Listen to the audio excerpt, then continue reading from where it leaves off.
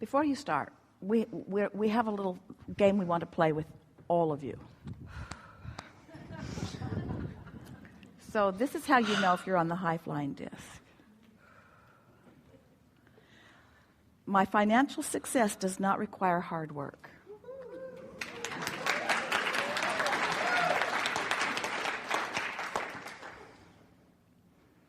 There is no shortage of money or time.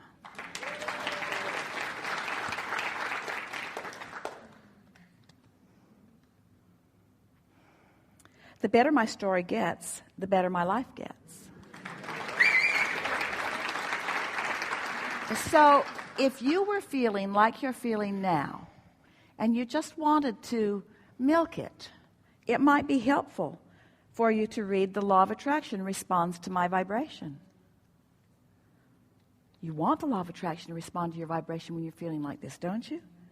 I can set my own standards for financial well-being. You can tell this is the money card deck. The physical me is materialized spirit. Doesn't that just feel good? Don't these words feel good to you? I will focus on positive aspects. I can make a career of living happily ever after. I can make a career of living happily ever after. So that's what to do when you know you're on the high-flying disc. In other words, milk it, affirm it, find as many ways to say it as you can. Say it to as many others as you can. So what if, we're sort of following through on something that we were just doing before, what if you're on a high-flying disc and you're affirming and you affirm to someone who's not on a high-flying disc? What happens? Sometimes they feel challenged. And so sometimes they will begin explaining to you why what you think isn't accurate. But if you're consistently on the high-flying disc, is the universe going to line you up with that person? And even if they did somehow stumble into your experience because they're not solidly there, and they began to say something to you, wouldn't you be able to feel it early on? And wouldn't you know what to do about it? In other words, so do you agree that it is not a difficult thing once you're on the high-flying disc to sustain it? And do you think that the second and third and fourth and fifth and 30th and 50th and 60th and 100th and 300th and second year and third year and fourth year and fifth year will be easier than the beginning? Can you feel the momentum in all of that? Can you feel how well along the road you are already?